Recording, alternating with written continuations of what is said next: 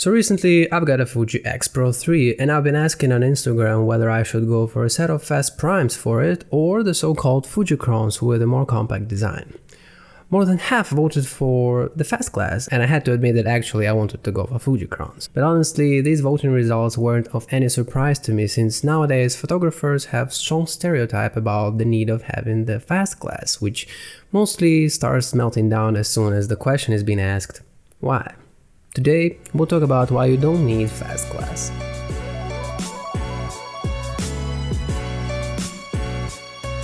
Welcome back to Aperture Valley, guys. So, the fast glass, huh? It's almost same old as with full frame being idolized. Let's try to deconstruct this issue so you also better understand why are we even doing this episode. So where does fast aperture come from in the first place? Digging a bit back into history, we can find out that people knew that controlling the aperture can improve quality of the image all the way back in 1500s. Almost 400 years later, in the end of 19th century, it was noticed that aperture also controls depth of field. Therefore, controlling aperture value became more significant. The actual f-stops that we know now were standardized in 1949. Soon after that, 1.4, 1.8 primes became more common, but nobody was thinking of getting that sweet-ass bokeh back then. The main point of such lenses is filling your viewfinder with light and letting you focus easier. After that, the automatic aperture function was introduced. In the end of 20th century, the new thing came up that f***ed around the whole marketing: bokeh. Ever heard of it? Let's be honest, Japanese have shitloads of dedicated words to describe some random stuff. Bokeh was one of them, and slowly it got into English-speaking photography community. And here we come to an explanation why fast lenses are so hyped today. You see, bokeh is one of the very first reasons you'll hear in response to why you need such a wide aperture. And besides hype, it has absolutely nothing to do with things like logic, objectivity, or common sense. Bokeh is quite a recent thing in terms of history, and it got so well marketed that new people who get into photography rave only about it. It is the main drive for them to switch from phone to point and shoot, from APS-C to full frame, from f2 to 1.4. But keep in mind, this is not your decision. This decision is made for you by camera companies who market their new fast lenses, by photographers who are ambassadors of these companies, and by some YouTubers who would say whatever it takes to make the viewer follow their affiliate links to buy these same lenses. And the first thing you'll hear will be, "It's professional, if you want to be professional, best choice for pro," and blah blah blah. Let me tell you, if you're so obsessed with having pro, I have a great camera for you. A new and improved Pro camera system makes the 12 Pro the photographer's iPhone. The larger iPhone 12 Pro Max takes these innovations even further. Seriously though, there are really few professional fields where fast apertures like 1.2 or 1.4 are used constantly. You can think of astrophotography, some wildlife, sports, motion picture, or X-ray imaging. If you think portraiture is something that craves fast aperture, then oops, fail again. Most of real pro work in commercial, fashion, and editorial photography is done at small apertures. I remember the first time I heard about it was from Lindsay Adler's masterclass, where she said that she uses f16 for her portraiture.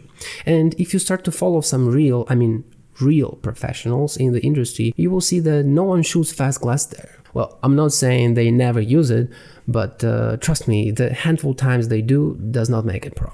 Now let's face the big-ass elephant in the room: wedding photography.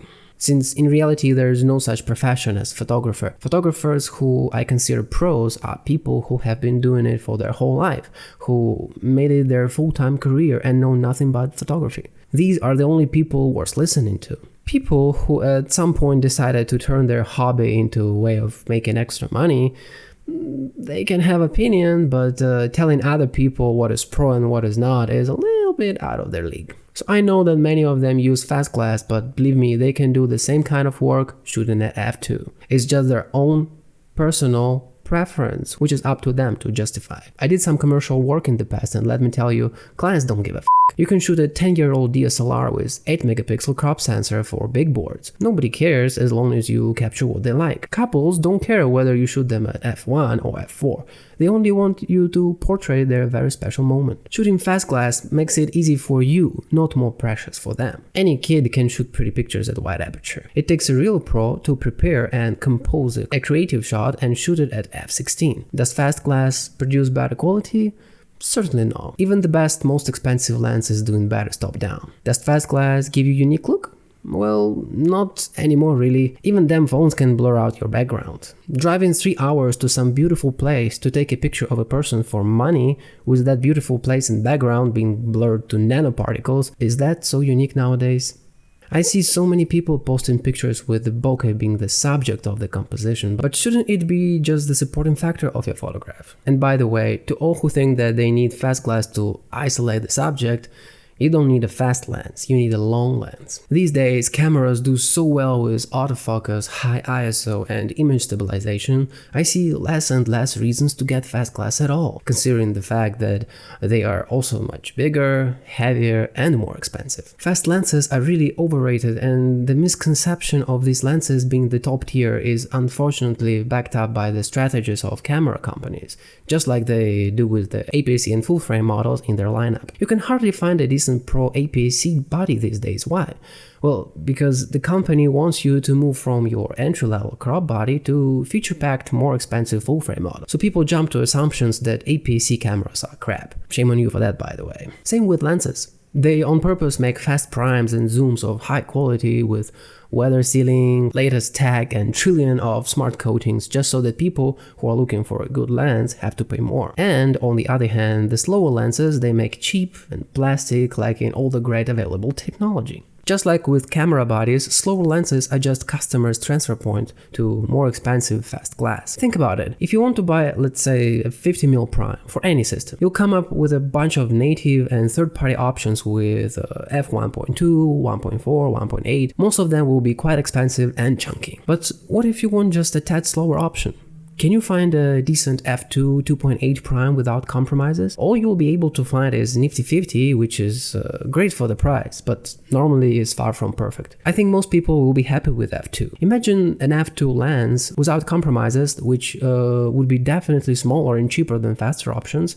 That would be top seller probably. Only Leica doesn't really care about what you think and can make a f2, 2.8 and even 3.5 primes that, oh surprise, are simply incredible with superior image quality and compact designs. It would be great if camera companies would devote their time creating more quality lens options instead of pushing everyone to buy their best of the best 1.4 bricks. So to sum it up, there are many ways for you to stay away from needless fast primes. You need low light? Use your super duper high ISO or image stabilization, both in-body or optical. You need something more creative? Instead of shooting wide open, try to think of something more creative than a simple change of aperture. Bokeh shots are really everywhere now, and you won't find any originality and creativity there. You need better quality?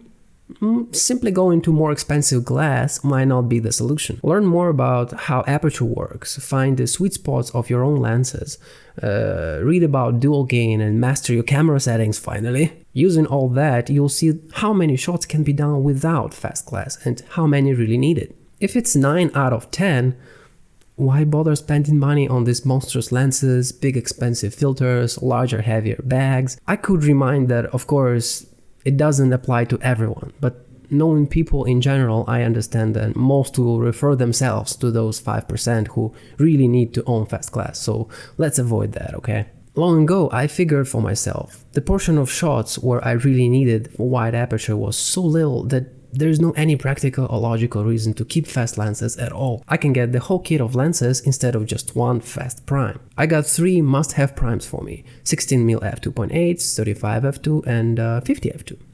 Also thinking to get a pancake, can decide between 18 f2 and 27 2.8. I've already spent some time with all of them, and the next episode will be devoted to this Fujicron gang, showing some samples shot on X Pro 3. Meanwhile, I'm expecting a burst of steaming hot piles of fanboy shit in comments about where I should stick my opinion, so go ahead.